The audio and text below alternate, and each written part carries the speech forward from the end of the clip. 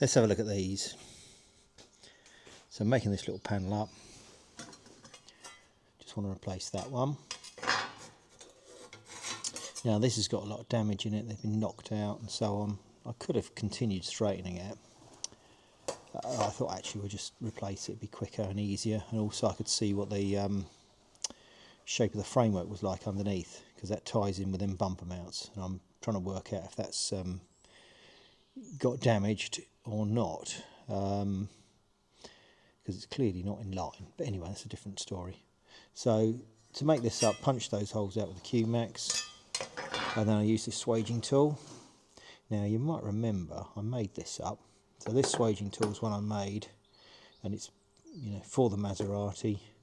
It was really for those sill strengtheners, and the reason I made it was it's a different profile to the sort of off-the-shelf ones, which we'll have a look at that. Let's go and have a look at it on the car.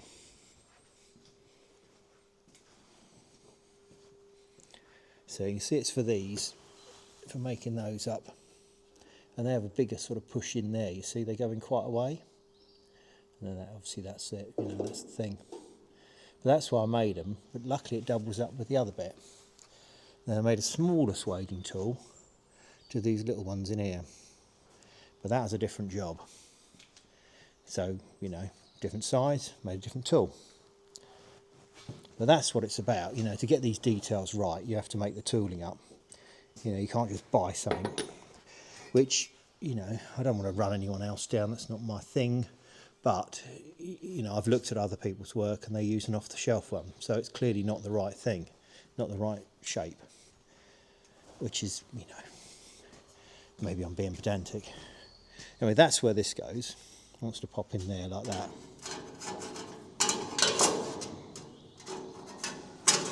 So that's going to go in there like that, and then that one will be folded back onto it, and I'll weld that back on. But this was what I was worried about, these being bent. But I've looked on the other cars and they're all like that. So that's not to say the other ones haven't been damaged, but I'm wondering if it's part of when they, you know, when they fit them, they sort of warm them up and bend them around a bit to get this to line up how they want it to. But what I didn't want to do was weld this sort of gusset piece in and then realise I've got to move this. So that was my worry. But as I say, it looks to me like that's how they are. I think, you know, I was going to give it a little pull with the dozer, but I'm not so sure. And I'd say these don't line up very well, did they, the other side? But I think it's best left alone for now. Now I've got to make a bumper up for this one, and I've got a fair bit of repair to do on the, you know, nose and the skin when it goes back on the, you know, front clip is what people call them. But anyway, so we'll see about that. Something else I've been making up is these little sill ends. So those little bits there, just been making these up. These are like sort of closing panels for the sills. They get welded in. You know, a lot of people, when they see them sort of tucked in the end here, they think they, you know, something that someone's plated the ends of the sills up, but they're not. They're factory.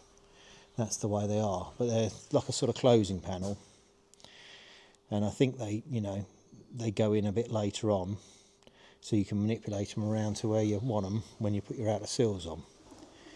Well, that's the way I'm going to do it. I'll let them in when I'm doing the sills. There you go. See, there's that one. But it's getting there, isn't it?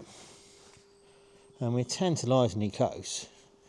You know, my plan is to get this done this week, be finished by Friday, so Monday morning I can take it off this jig. Anyway, best laid plans, eh? But yeah, we should be very near it. Now you see these louvers in the engine bay? They're all a bit flat, aren't they? Need sorting out. Bit of cobweb there, must have fallen off the ceiling. But yeah, look, you see this damage, and we look over that side. So they want straightening out before I get too much further, or certainly before it gets paint in there, Because that's the thing, I'd like to get it all painted in a satin black finish, really, so it's protected, and also so I can start, you know, fitting other bits up onto it. I'm thinking get it to a rolling chassis before I put the outer skin on. Which seems counterintuitive. A lot of people wouldn't work that way. They'd say, oh well, we'll do that first. But my gut feeling is that I want all that lined up, and having the wheels and the arches, and having them set at ride height, which will mean making some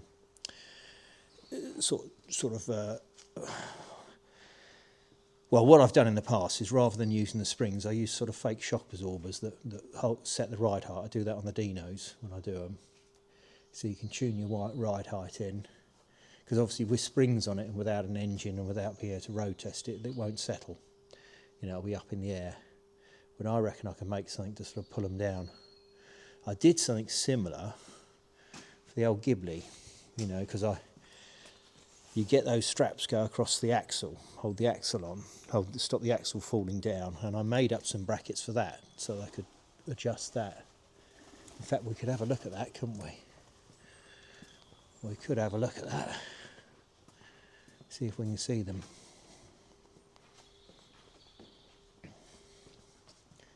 So up under here, see, you have these straps here.